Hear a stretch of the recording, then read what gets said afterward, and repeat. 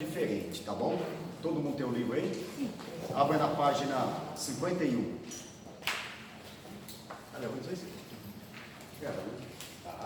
Página 51 do livro. Nós vamos acompanhar a história de acordo com o livro, tá bom?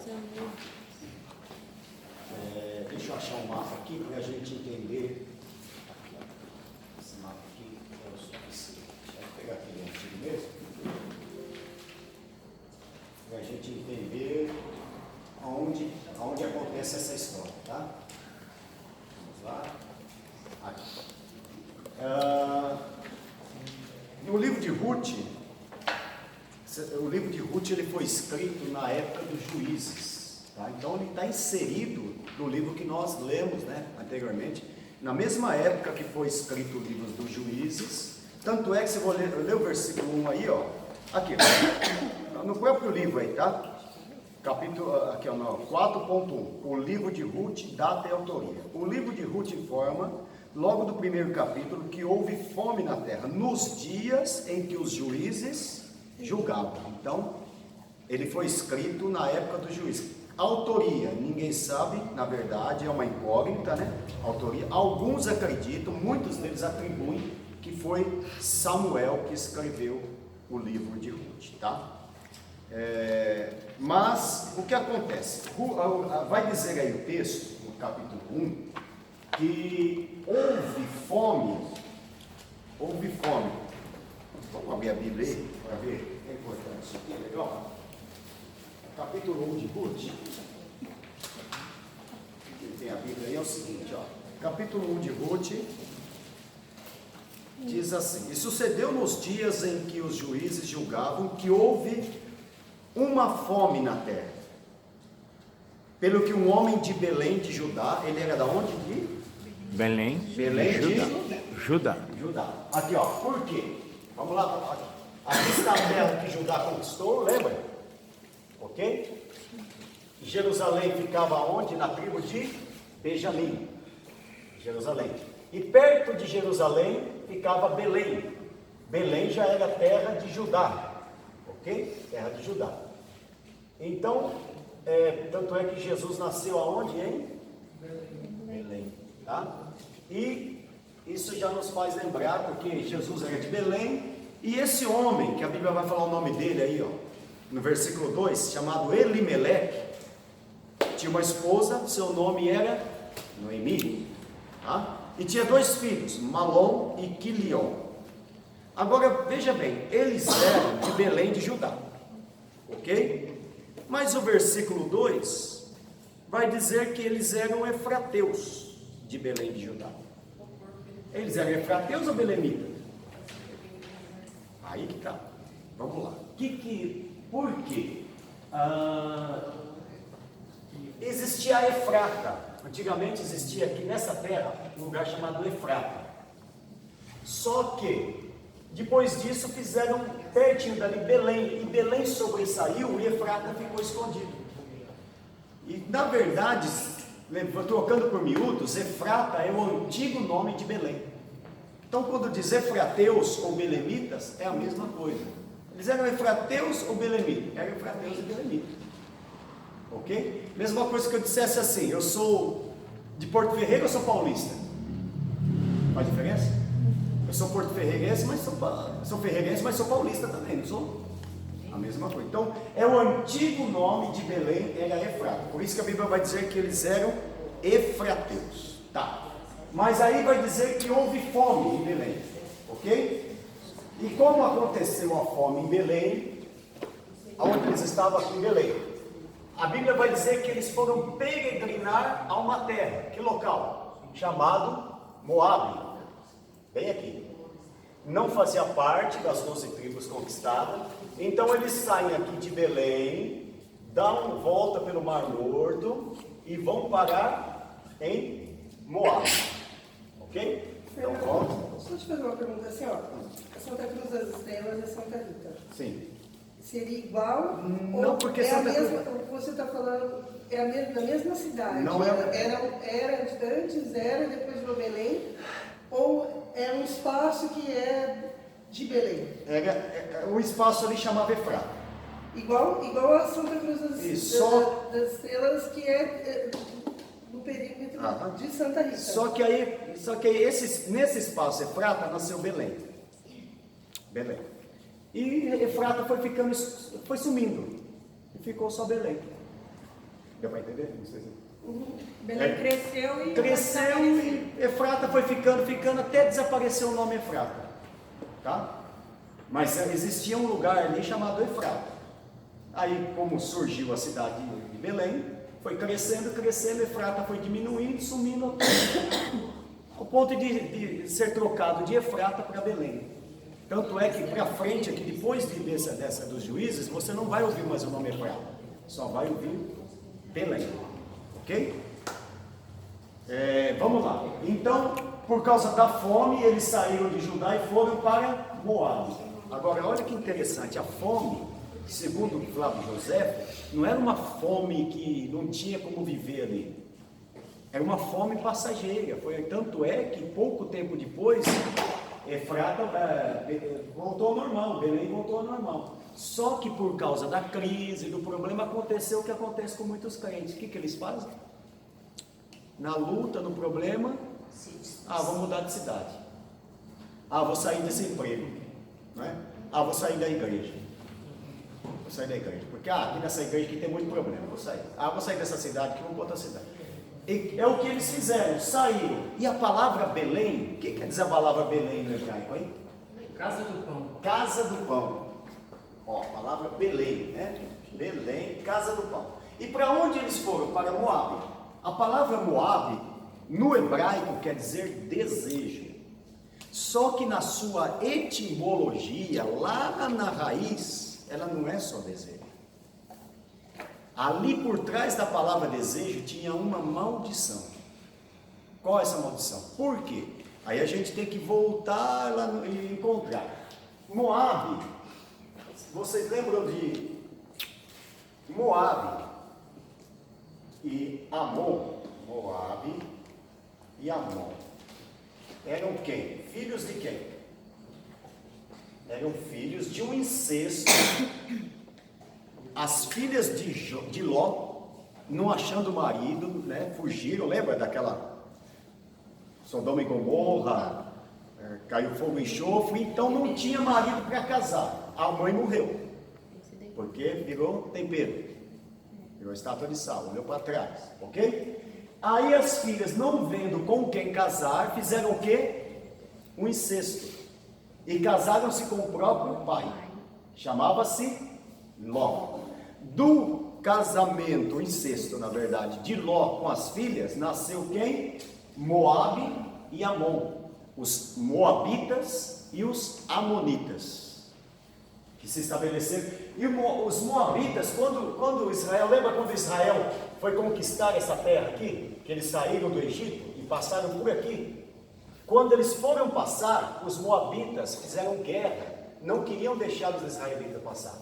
Então, mais à frente um pouco, você vai ver que o povo dos moabitas e dos amonitas, eles desaparecem. São duas nações que vão desaparecer, por alguns motivos. Primeiro, por causa do incesto, já começou errado. Segundo, porque combateram o povo de Deus em vez de unir com eles, porque faziam parte do povo de Deus. Terceiro, por causa da idolatria. Os moabitas eram aqueles que fizeram o Deus chamado Moloque, né? Foi os moabitas que fizeram Moloque, o Deus Moloque. Aquele Deus que era a cabeça, lembra que eu falei cabeça de boi? Que o corpo dele era uma gaiola, colocavam crianças dentro e ateavam fogo. Entre outros deuses que os moabitas tinham muitos outros deuses, um deles era Moloque, tá? Então, olha da onde eles saíram, da terra do pão, para ir para uma terra, na verdade, de maldição. Bem-vindo, pastor, seja bem-vindo. Quero apresentar aqui o pastor José Cícero. Seja bem-vindo, em nome de Jesus. E como chama? Claudinei? É Claudinei? Claudinei, seja bem-vindo, Claudinei. Se quiser sentar mais pertinho aqui, fique à vontade, viu? O senhor pode ficar à vontade, se quiser ficar mais perto da gente aqui, seja bem-vindo, pastor. Então vamos lá. Eles saem da terra do pão e vai para Moabe. que na sua etimologia mesmo é uma terra de maldição. E o negócio fica tão feio que acontece o quê? Elimeleque morre, ok? E os dois filhos de Elimeleque chamavam-se Malom e Quilion. Casaram-se com duas mulheres, Orfa e Ruth. Tá? Aí o que acontece? Noemi já estava sem esposo. Aí morre um filho. Alô. Só tinha um filho agora. Aí morre o outro filho, Elion. Só sobram as duas noras e uma viúva.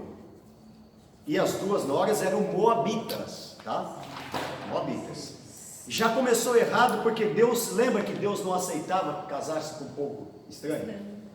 Que não tivesse o mesmo preceito? Tá. Mesmo preceito, adorar o mesmo Deus.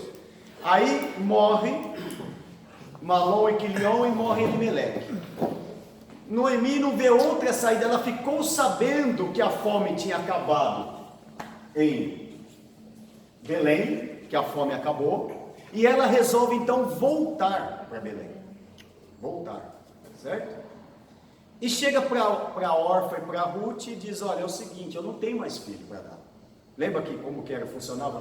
Como funcionava? Morreu o mais velho, o próximo. Morreu aquele, o próximo. Tanto é que perguntaram para Jesus: Senhor, lá no céu, se ele casou com 7 mulheres, com qual que vai ficar? Tiver essa pergunta, né? Se ele... Não, você vai ter o livramento. Com qual que ele casou com 7 aqui na terra? Vamos a mulher casou com 7. Então, todos eles foram morrendo e casou com 7. Qual que vai casar lá no céu? Né? Falou: fica tranquilo, descansa lá no céu, não se casa e não se dá em casamento. Porque seremos como os anjos. Os anjos são seres assexuais. São seres assexuais. Bom, vamos lá. Isso não é uma ideia em angelologia, né? Aí ele fala: olha, eu não tenho mais filhos, voltem para a vossa terra, casem com os vossos parentes e eu vou voltar para a minha terra. Eu fiquei sabendo que lá não tem mais fome, mas Noemi sempre falou do seu Deus, para Ruth e para Orfa. Mas aí a gente vê duas igrejas representadas. Orfa chega e diz: ó, então já que a senhora não tem mais nada, né? Beijinho, beijinho, tchau, tchau. Agora Ruth não, disse: não, você não falou que o teu Deus é poderoso, que o teu Deus é grande, que o teu Deus é glorioso, eu quero ficar com o teu Deus. Eu vou ficar contigo. Não importa que você... Aí a gente vê uma das declarações mais lindas da Bíblia que está aí no livro, aí, né? O nosso livro foi colocado, na página 53, as palavras de Ruth para Noemi, né? Ela diz assim: disse porém Ruth, não me instes, eu uso muito usado isso no dia do casamento, né? Não me instes para que te deixe, para que me afaste de ti, porque aonde quer que fores, eu irei, e para onde quer que pousares à noite, ali pousarei. O teu povo é o meu povo, o teu Deus é o meu Deus, e aonde quer que morreres, morrerei, e ali serei sepultado. E me faça assim o Senhor outro tanto, se não for, que não seja a morte que me separe de ti. Que forte. Ou seja, Ruth não, representa aquela igreja que serve a Deus não por aquilo que ele tem para dar, mas por aquilo que ele é. Orfa representa aquela igreja, aquela pessoa que serve a Deus por aquilo que ele tem. Como a senhora não tem mais nada para me dar, eu vou embora. E então Ruth e Noemi voltam para Belém. Quando elas chegam em Belém, o povo vê Noemi voltando, ficam alegres, né? Ó, Noemi, que a palavra Noemi quer dizer doçura no hebraico. E ela, quando entra, começa a dizer para o povo: não me chame de doce, me chame de Mara, que é amarga, porque eu voltei sem nada, voltei sem filho, voltei sem nada, eu não tenho mais nada, me chamem de amarga. No outro dia de manhã, o que é que Ruth faz? Vai chorar para os cantos da casa, dizer: não tem mais jeito, acabou. Você é viúva, e viúva, já viu como é que era? Sempre nos tempos antigos, uma mulher viúva, ela sempre era amaldiçoada, vamos dizer assim, era considerada uma pessoa abandonada. Por isso que Paulo falou para não abandonar os órfãos e as viúvas, né? E Ruth faz o quê? Em vez dela ficar lamentando, ela resolve partir para a guerra. Era a época da colheita da cevada, E havia já uma lei, na lei mosaica dizia que tinha que deixar os rabiscos, aquilo, umas sobras, não podia impedir que os pobres catassem as sobras. O que sobrava, foi lá, catou, colheu, sobrou um pouquinho aqui, um grãozinho ali, aquilo tinha que ser deixado para os pobres, era lei. E Ruth faz o quê? Vai lá, começa a colher, leva para casa, quem sabe todo dia chegava em casa com um punhadinho e falava, hoje sobrou isso, hoje, que dava para... Até que um dia, Ruth parecia aquele dia normal, a mesma coisa, só que naquele dia o dono da seara estava lá. O dono da seara estava lá. Quem é o dono da seara? Boaz. Era o dono da seara. O dono da seara. O dono da seara estava lá. E a Bíblia vai dizer o quê? Que o dono da seara olhou para Ruth. Ai, que bênção. Pegou? O dono da seara olhou para Ruth e falou assim: quem que é essa mulher aí? Quem que é essa mulher? Falou, ó, aí deu um currículo dela, né? Falou, essa aí é a Noemi, é a nora de Noemi, que não abandonou a sua sogra quando ela não tinha mais filho, quando ela estava sozinha, não abandonou ela. E o dono da seara falou o quê? Falou, olha, deixa cair no caminho por onde ela passar feixes de cevada para ela levar. Deixa ela levar. E naquele dia Ruth levou para casa mais de 20 quilos de cevada. Eu imagino Ruth chegando lá assim, ó. Aí Noemi assusta, falou, o que aconteceu? O dono da seara olhou para mim. O dono da seara me viu. O dono da seara gostou de mim. Entendeu, né? Aí chega em casa, aí a Noemi falou, pega um pouquinho. Boaz, você sabia que ele é nosso parente, que era meu parente? Ele era irmão de Abimeleque. É parente. Falou, ele é nosso parente, próximo. Então, se ele era parente, ele tinha uma obrigação. Qual é? De acolher. Era lei. Ele tinha que acolher da família. Lembra? Tinha que acolher. Aí ele falou, então, o que você vai fazer? Faz o seguinte, amanhã, de madrugada, você vai lá na seara, porque o dono da seara dormia na seara por causa de ladrões. E quando for meia-noite, você vai lá no pé dele, abraça o pé dele, vai no pé. Lembra da mulher do fluxo de sangue? É lá no pé. O segredo é lá no pé. O lugar mais alto que a gente pode chegar tem um louvor que é os pés, né? O dono da seara aí simboliza o Boaz, né? O rei, né? Vai no pé dele. E eu imagino o Boaz deve ter levado um susto, né? Noemi agarra o pé dele e falou, o que você quer, né? O que está fazendo aqui? Eu falei, olha, eu queria ser tua serva, tua escrava. Queria te servir. Mas Boaz queria algo maior, né? Falou, não quero só que você seja minha escrava, mas que você seja minha esposa. Só que tinha um problema. Aí Boaz falou, só que tem um problema. Qual é? Antes de você existe outro, que é o seu dono, e não sou eu o seu dono. E naquele tempo, irmãos, funcionava assim, um escravo, que ele era comprado, ele não valia nada, praticamente, não valia nada. Mas a partir do momento que você adquiria aquele escravo, você colocava um preço. Tanto é que funcionava assim, você comprava o escravo, e conforme você olhava para o escravo, você dava um preço para ele. Falou, puxa, isso aqui vai valer muito. Então você colocava um preço. Quando você tinha um escravo que era muito bom e você não queria perder esse escravo, você colocava um preço altíssimo que ninguém poderia pagar. Entendeu? Se era um escravo lá, meia boca, pô, aqui, 10 mil reais, né? Mas o escravo era bom, era bonito, era inteligente, falando, vou pôr aqui 2 milhões, 3 milhões de dólares. Quero ver quem vai tomar esse escravo de mim. Então o que fazia? Escrevia o nome do escravo com o valor, ok? Fechava um livro, seria um livro, e colocava um selo. e selava. O único que podia quebrar esse selo era quem pagasse pelo preço que estava ali dentro, sem saber quanto era. Entendeu? Mas a sorte de Ruth era que aquele parente mais próximo não se interessou por Ruth. Eu não vou ficar com isso aí não, vou ter que cuidar ainda de uma mulher, ainda de uma... Vai ver uma nora, de uma sogra de presente ainda, falar, não vai dar não. Esse negócio aí, não, esse negócio não dá bom, só vai me dar gasto. Mas era Deus trabalhando. Mas mesmo assim, então, o que Boaz fez? Boaz chegou diante dos anciãos, está na Bíblia, Ele tinha que acertar o valor ainda. Tem que acertar, tem que falar para ele. Não, mas ele tinha que acertar o valor. Sim, ali ele fez um valor simbólico porque ele não queria o escravo, né? Não queria. Mas quando queria, aí era difícil. Mas tinha que ser feito o trâmite, né? Aí chegava diante dos anciãos. Se você ler o livro de Ruth, você vai ver que está escrito isso. Não estou inventando não, tá? O livro de Ruth chamava os anciãos, eles arrancavam os sapatos ali. E diante dos anciãos de Israel, ele quebrava o selo, lia o valor e pagava o preço. Como ele não queria, pôs um preço baixo. Agora veja bem, a nossa vida estava na mão de quem?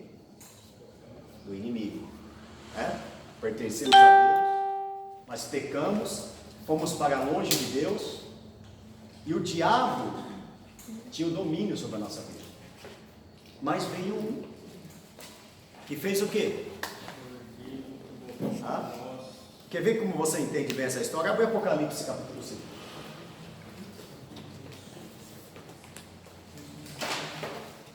Apocalipse capítulo 5, versículo 1. Não, 5 primeiro. Quem pode ler aí? Cordeiro.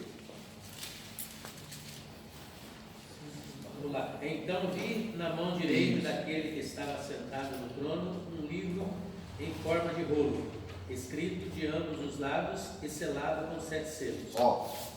Esqueci de falar, era 7 selos, tá?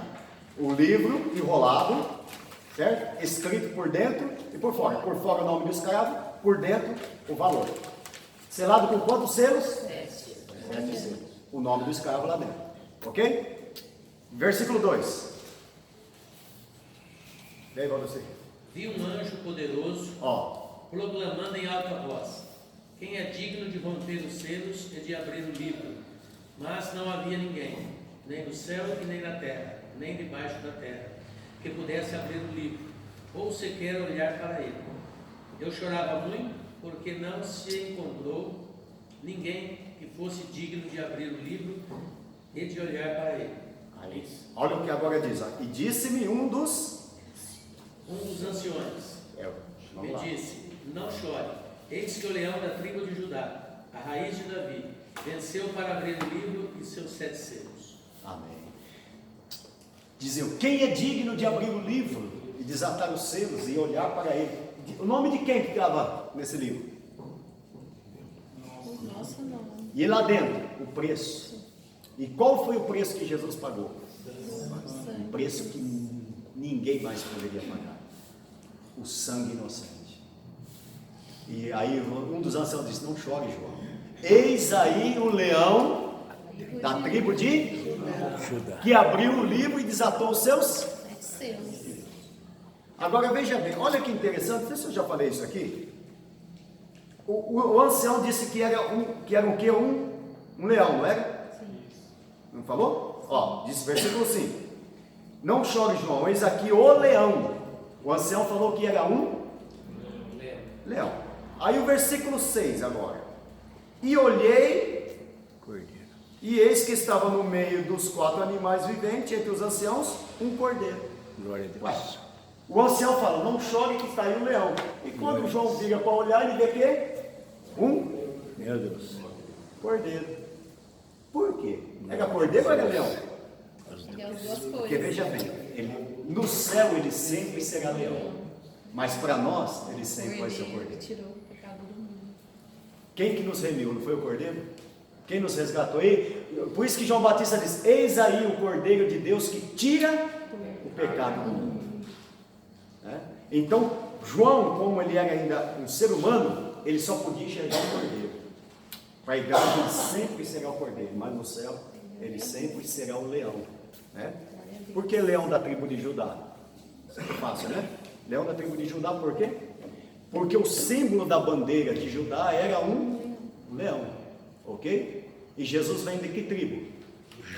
Judá, né? Ele vem da tribo de Judá. Jesus é da tribo de Judá, né? Lembra aqui, ó, Judá? Tá, da tribo de Judá. Jesus vem dessa linhagem de Judá, né? Então por isso que ele é conhecido como o leão da tribo de Judá, o reino de Judá, né? O reino do sul. Ok? Não tinha rei. Não tinha rei, né? Daqui a pouco vai aparecer um rei. Glória a Deus. E um que escondeu no porta-malas ainda. Glória a Deus.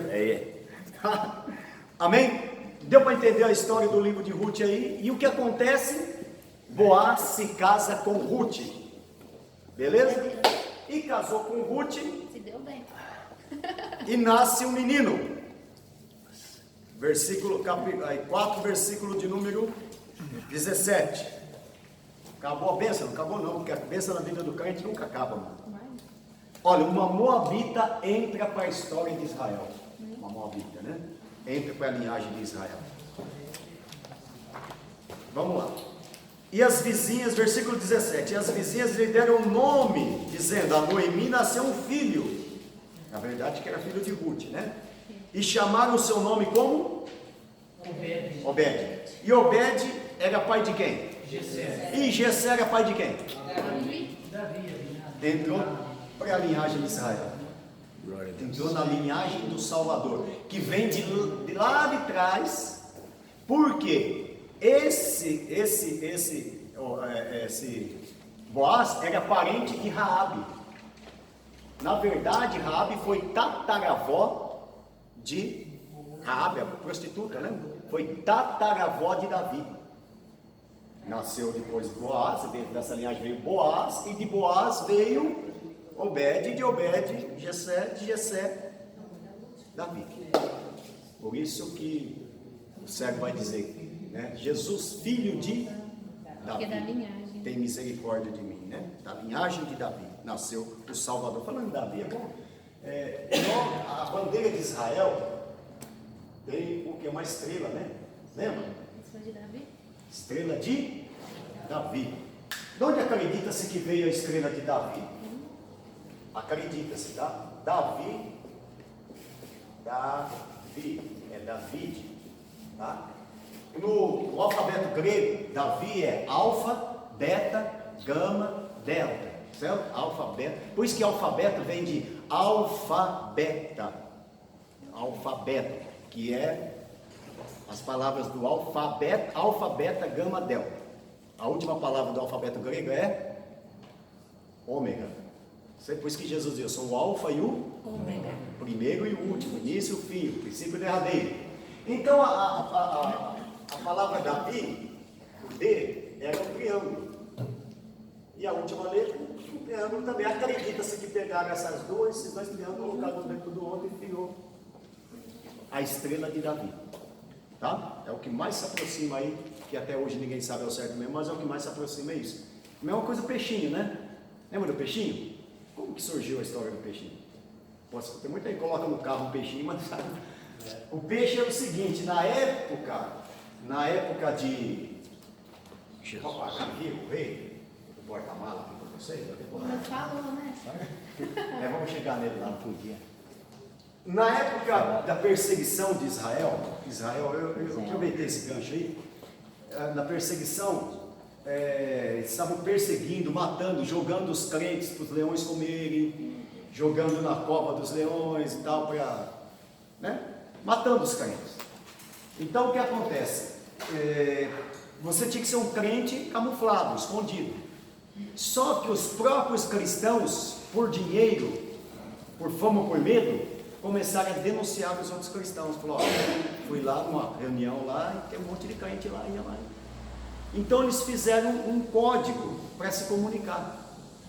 Como que ia chegar e falar, eu sou evangélico, eu sou crente, eu sou cristão. Falasse, e se ele fosse um que já estava trabalhando para o governo romano? Muitos tinham se corrompido. Então, secretamente, entre os mais chegados, de confiança, fizeram esse código. Você passava, chegava perto da Tatiana, e agora? Será que ela é evangélica ou não é? Será que ela é cristã? Será que é uma seguidora de Cristo? Então eu passava na areia, no lugar que tinha quase fazia assim com a mão. Pastor, e se forçasse eles a adorar outros deuses, que o mandamento proibiu Deus de adorar, né? Sim. Como é que faziam? Na época, qual época? Nessa época ainda eles não, por exemplo, se forçassem. Por isso que eles eram jogados na cova dos leões, justamente por não negar, né? Aí a pessoa via, ele olhava aquilo e falava, quem já conhecia, ele passava então e fazia o quê? Completava.